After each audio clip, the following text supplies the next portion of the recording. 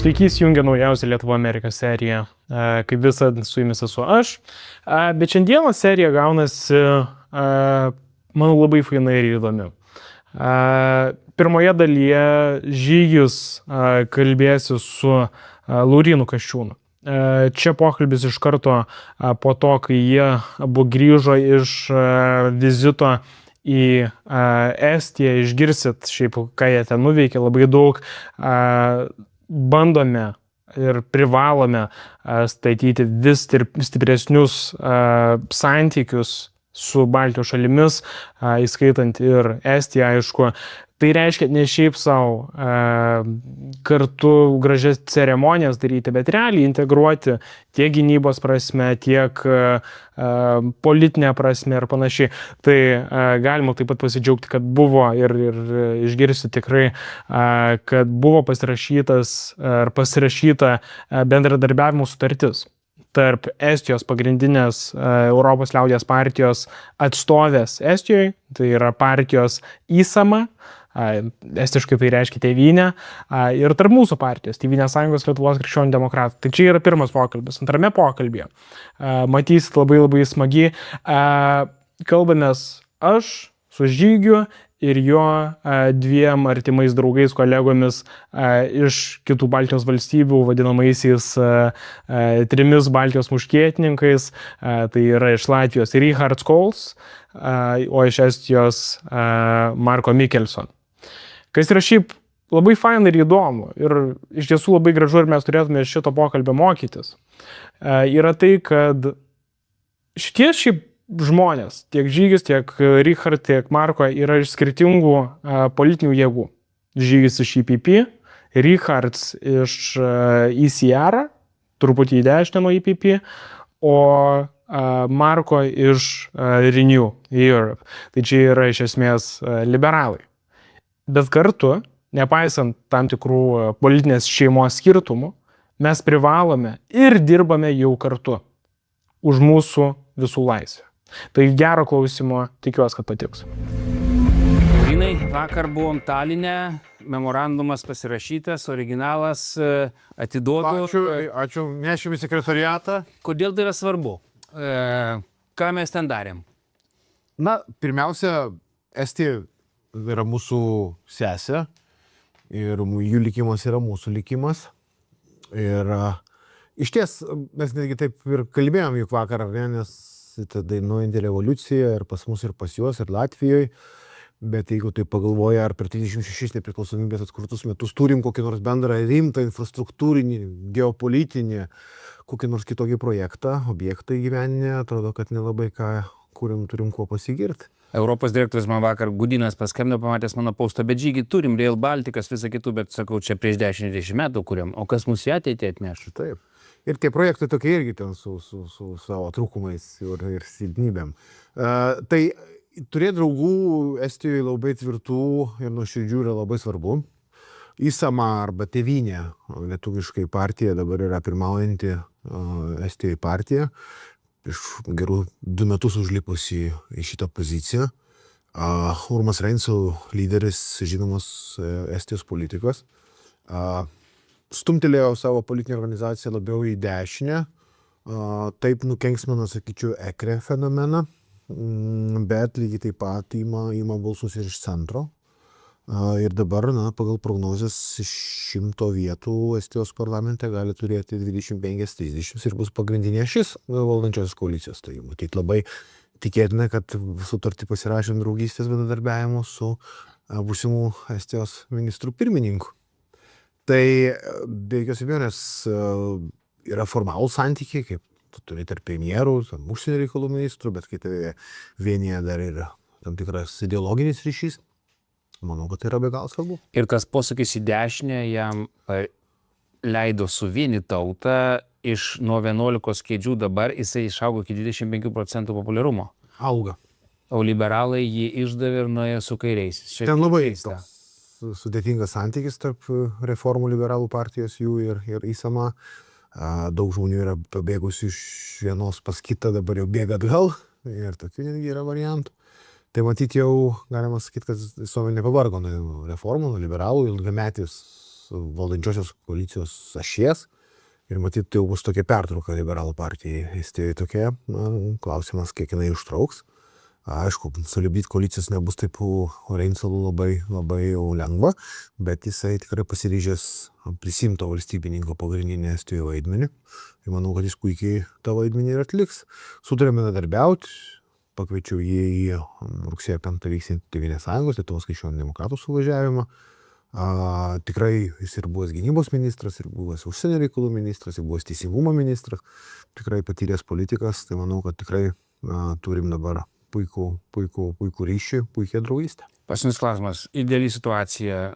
Laurynas Kasčiūnas ir Rihardas Kols tampa premjerais ir ką jūs darot? Vat gerai, jūs turite visus pinigus, visas galės, ką jūs darot kartu? Visų pinigų neturim. Tai be abejo, aš manau, kad reikėtų daug dalykų. Yra įsivertinti, pavyzdžiui, gynybos srity bendrų pirkimų ir įsigijimų galimybę.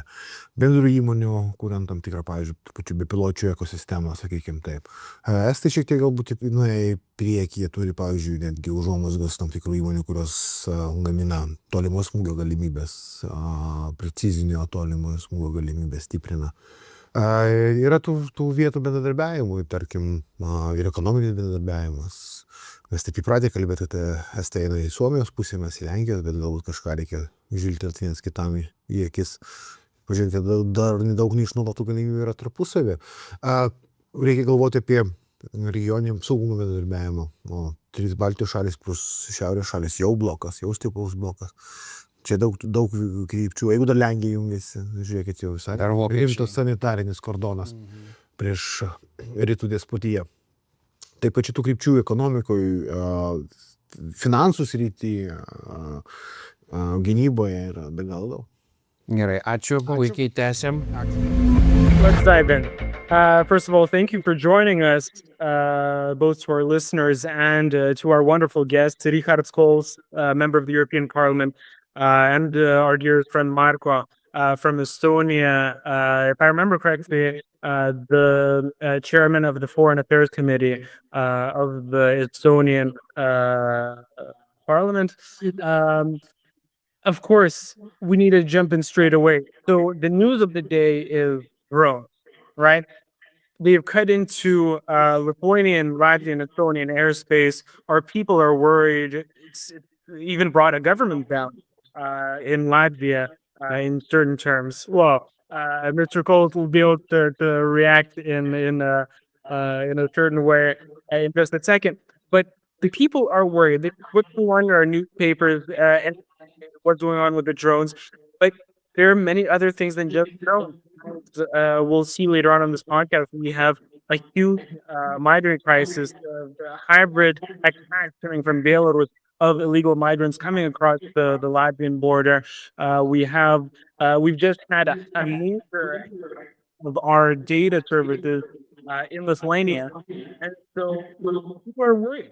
What do we do? Okay, where should I start? It was a good introduction, of course.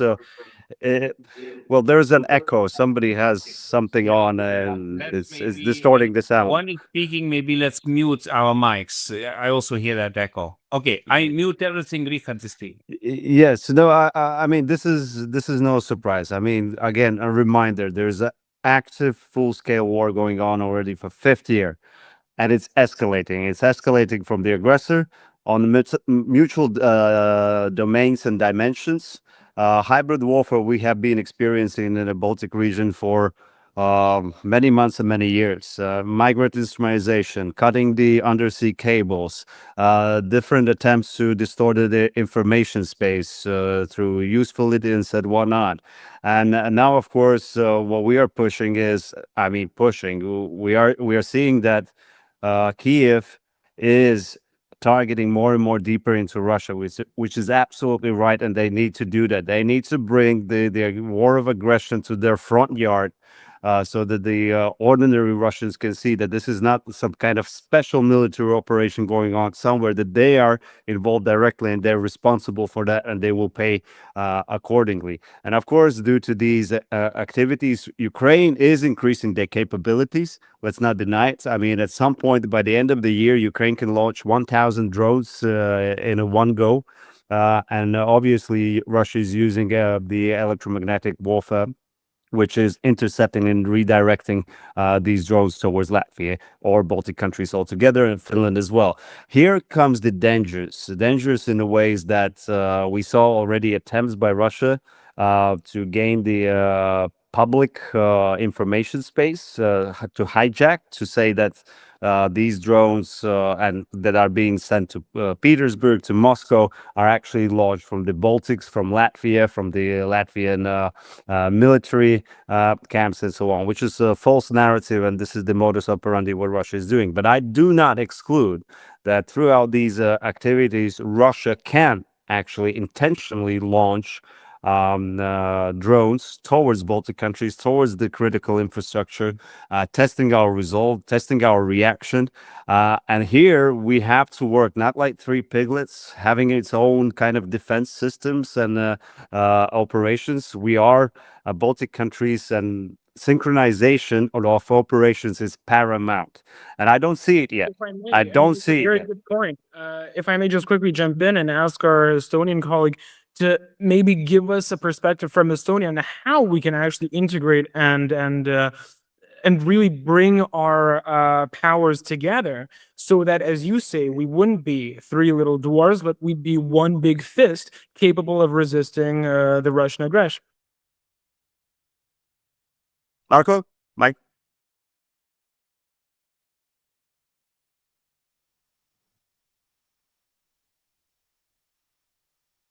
Actually, what happened with this latest event where in our airspace the drone was neutralized and shut down. It was actually in very good cooperation with our Latvian allies and our NATO allies from Romania, because really the Leeuwarden was the kind of key headquarter at that moment to guide all the activities in order to monitor the flight path of a drone. And then obviously very professional activity from the side of NATO fighter jets, because in a peacetime we have to keep in mind to really neutralize drones is a bit more complicated, to put mildly, than in Ukraine, because you obviously have to understand that whatever you shoot up, it comes down. And we have to be very careful not to damage our civilian infrastructure or get somebody killed. So we were lucky, and that was professionally done. And that tells you that actually the cooperation is going on pretty well. I was in Latvia just a few days back. We visited eastern part of Latvia together with Žygis. We monitored what happened or what's happening on a border with Belarus, but also how do they kind of our Latvian partners and allies improve all kind of sensors and ways to detect drones, because that is most critical right now, and how to integrate the picture of all our airspaces in order to react swiftly and smoothly and neutralize the threats, whatever they are. Because the critically important question is, we have not given to anybody, of course, to third party to use our sovereign airspace for any kind of purposes, and that is something what we have to also show with our own activity, that we don't tolerate something or somebody flying into our airspace without our acceptance. If I may, I mean, Zhigi, if you could just jump in on that. Do you think, I mean, you keep talking in terms of we should do this, we could do that, but do you think it's actually feasible? And are we going to do these things of harmonizing the rules and making a sort of symbiotic air defense system in the Baltics? Is it possible? And will we do it? Well, I don't know. Actually, I'm this week, I was in Latvia, in Estonia, and I went to my embassy that is great in Tallinn, a huge embassy, but I was a bit sad to see just few diplomats working, no attachés, no defense, no commercial. And I was speaking with my ambassador, why Estonians are so great, leading in different areas. And then we were discussing it, and like we concluded that, well, we have some kind of projects between us that are of 10, 20 years, like railway, the Baltic and so on, that is still not concluded. But what are the projects that we could name as a big projects that would defend our future? I think, we had great chemistry as 3 years. We worked together on all the front lines, but, composition of committees change, and it is not so kind of frequent right now. I think we should really, invest into the projects of the future that link us, like this Latvian system of detecting the drones. We don't have it. We are much more blind. Or another policies that you do, and I would really love to have your comment. For example, on Russian language, we are so liberal in Lithuania. We have Russian schools, and we are not introducing, in a way, you introduce your, Latvian and Estonian language. I even checked the requirements. We just try to push the requirement to have A2 level for those foreigners in Lithuania. They are coming in big numbers, and I learned that in Estonia it's B2. You ask your language at quite a level. You start questioning Orthodox Church that we don't even dare to question. Or in Latvia, you banned those buses to Belarus. You are quite strict with Belarusians. We treat them as more or less separate nation from Russia. So, and it's a shame we are not harmonizing it with you. So how can we fight the enemy if we have all three policies, like, trying to invent the wheel individually? It's a bit strange. So we have to reinvent Baltic friendship, I think, and to make it real and to defend the future. Well, I guess, Žygis, I will try to jump in here. I think it's really a time to talk about trilateral comprehensive defense and security agreement among the 3 Baltic countries. First, it's related to joint procurement. It's not only on defense, but also on security. You just visited our eastern border. We are militarizing, fortifying together with Estonia as well. Joint procurement. I don't know why Lithuania is not on board. I mean, the neighbor is the same, almost across the borderline. The second one is the early warning system. I think that was also an issue that, as I mentioned, these 3 piglets, we have the story in Latvia. One built from the straws of the house, one from the bricks, and one from the paper. But we need to have one standard that our, operational heads are on one page. Of course, this is later a question of as well of the EU-wide early warning system. We don't have it. And that's a problem. So there is a way more room for the cooperation. Also, I know in Lithuania you have issues with exercises camps. You're discussing Suwałki as a potential. Poland is refusing, more or less. Come on, guys. Rokišky to our new Celia military exercise camp is 25 kilometers. To build a railroad connecting rail that connects Kaunas and Daugavpils and have a stretch to Celia polygon, that will be absolute joint interest to both for Lithuania and Latvia and Estonia as well, because Adash is becoming crowded. Way too many, but I think it is really a time to have a comprehensive defense and security cooperation, not about only the technical things, but also when it talks about military operational ones. We need to have a separate military units that are, of course, under the NATO umbrella, but are in this very close synchronization. Joint exercises. We have to step up on joint exercises where, let's say, Latvian National Guard together with Kaitselit, we drill next to the border and so on. So we have units that in their backbone brain is already, you know, whatever is happening, they know what to do. If something happens in Estonia, we have units that can rapidly respond. Because to tell you honestly, NATO, as much as we want to say in words, physically it's still slow because we still have too massive bureaucracy in Europe when it comes to military mobility. And that takes time to solve that. Just to add on one more question to what you're saying, because what you're saying, and I think it makes sense and is completely logical to every single rationally thinking human being. But is this to say that we, for the last, I don't know, since 2014 or since 2022, we haven't been doing any of this at all? How is that? No, we do have the joint exercises, but I'm speaking more about. You mute, otherwise the echo is. So, yes, I'm speaking total different. We have Jeff, the Joint Expeditionary Force. All three Baltic countries are there. UK is leading fine. We have the brigade groups, all good. Each of us have their framework country: Canada, and Latvia, and Estonia, UK, and in Lithuania, Germany. But what we lack is really trilateral unit cooperation. Whereas, I mean, that we really call brothers and sisters in arms. That a unit knows unit in, I don't know, in Estonian eastern border area, and they are linked up. They're drilling and joint exercise. We don't have that kind of. Yes, certain units are being sent for joint exercises, but that's it.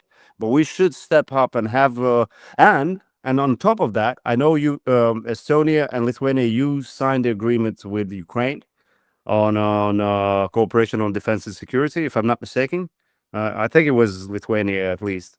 This is where Latvia as well, I said, we need to be the front guys signing agreement with Ukraine because, well, we've been steadfast supporters, but also each year 0.25% we provide to Ukraine.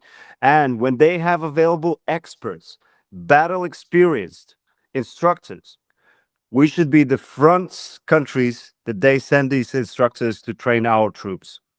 I'll stop here. I think the situation is not so dramatically bad. Let's say that nothing happens, as Rihards mentioned. You know, there is a lot of day-to-day activity still, and as Latvia specifically has been a great host of our military personnel as well, and for different kind of exercises, including that which is in Kuursamme, where as I met the last time our soldiers from one of the brigades who actually is planned to defend and to deter enemy in Narva. So anyway, and during last spring storm exercise, which just is finalizing, our troops were in northern Latvia, trained together with Latvian National Guard and other units. So there is I think, rather good, situation in cooperation already. But when it comes to, for instance, procurement and deciding something together, how to build Baltic defense line. Here I see that every single country has their own nuances, let's say. And that is something which doesn't work well because our enemy is one, is Russia. And and obviously their satellite fellows. They have to understand that we have very strong cooperation in that field, and wherever they try to penetrate and try to attack, the response is similar, and the resilience is strong in each of our country. So that could be, of course, topic where Baltic nations could work even more closely than we have done so far. I mean, it's very, what I'm trying to say is it's very fine and well to talk about further integration, cooperation, working as a single body to fight against those that want to destroy our peoples and our democracies. But that only works as long as we have rational, patriotic people in power. What happens when and if, pro-Russian and anti-independence, for lack of a better term, parties and people come to power? I mean, in Lithuania, we have, let's be honest, one of the coalition partners is anti-Semitic, and at least closetedly pro-Russian and oftentimes very openly pro-Belarusian. So these are problems, and I'm sure, and from what I've heard, the situation isn't looking much better in Latvia or maybe even Estonia. What are we going to do, and how do we prevent it?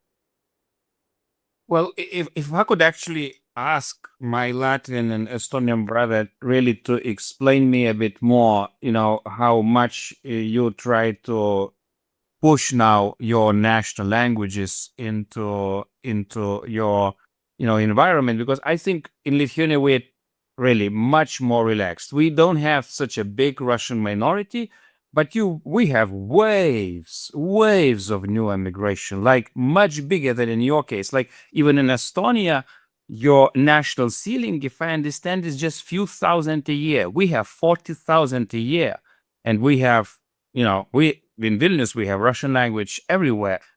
Can you, just explain a bit more how it works in Estonia and in Latvia? What are you introducing? Because we are even organizing kind of little referendums to push that question to a political establishment, but because we have some, as Vincenta said, pro-Russian parties in the government, they are not so much willing to do it. So that's our little problem. If you could say a few words about that. And also my last question to Rihards, I was a bit worried that, for the first time, those pro-Russian forces can gain a majority in Latvia. Is it a real kind of threat, or it's just another strange Lithuanian worry?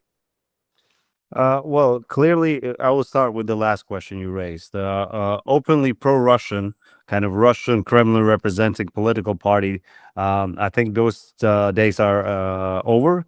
We have the last remaining guy fleeing to Belarus and now hiding over there, and most likely he's not going to return. And his faction is dissolved within the parliament, and I don't think they're going to get any good results in the parliament elections upcoming in October. But we do have those who tend to look towards east more than to the west value world. But again, it won't be a huge risk because if I may say, Latvian parties are those that are a statehood. The thinking at the state level for the security and national interests, none of them is going to form a coalition. At least publicly, it will be definitely announced. So we have one now, which is a purely populist party. They are number one, yes, but let me remind you, for more than a decade, for 3 elections, parliament elections, the winner, the biggest faction in the parliament was Harmony Party, an openly pro-Russian party, and they were never forming a government, never having a chance. So I think that will be the destiny for this populist party as well. What we can do, so the question on your second, answering your second question, you do everything through laws. It's not about adopting policies. Laws survive different governments. If you manage to adopt a law, then it's more guaranteed that you will maintain this course of approach. That applies to, if comparison to defense expenditure. We could have just had this political announcement, oh, we're going to for 2% or 5%. No, we enshrined in the law. So no matter what government might change, that's the law, that's the conditionality that's for any budget to be delivered. Same applies to the state language. For us, I have to say, honestly, the situation is, I think, totally different than in Lithuania. We have still a large amount of Russian-speaking population. It is the Soviet legacy that we are still fighting with. But with every year, with every decision, with every law that we adopt, we strengthen the role of the state language. We have protected the language with the Constitution, and the Constitution is purely stated. The state language of Latvia is Latvian. That's it. There is no other, and so on. Of course, you can maneuver with allowing other languages, and usually what we do, we say, except EU official languages or OECD official languages, no other. So no Russian and so on. With Ukrainians, it's slightly different. We have a special law towards Ukrainian refugees, and again, it's a different. But the main starting point is enshrined in the law and then enforce. I will stop here because Marco also has something to say, especially I guess Narva case as well.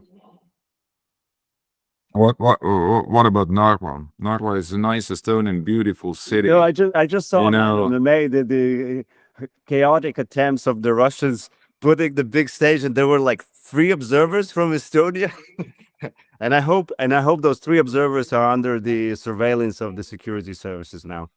Yeah, no, it's obviously we have to be kind of very vigilant in a way that Ruski Mir would like to penetrate into people's minds and hearts through culture and language and protection of those in our countries. But it's like Rihards explained, that we are small nations. Estonia is the smallest, and obviously the rather large part of those who came into Estonia was brought to Estonia during Soviet occupation. They still play kind of the role of or kind of potential destabilizing role, and we have to manage it, and we have managed it throughout last 35 years. It has been slow process, and we all know how difficult it is to kill Russian Empire. It dies very hard, and the Ukrainians do the best job right now. But we can help, obviously, those people to integrate into normal free world. We've as Rihards mentioned, the same applies to Estonia as well. You need, of course, for that you need suitable political environment. You need to have political forces in government who are really ready to move on and make decisions. We had a very long time center party as a great obstacle for language reform and to really introduce Estonian language fully in all Estonian schools.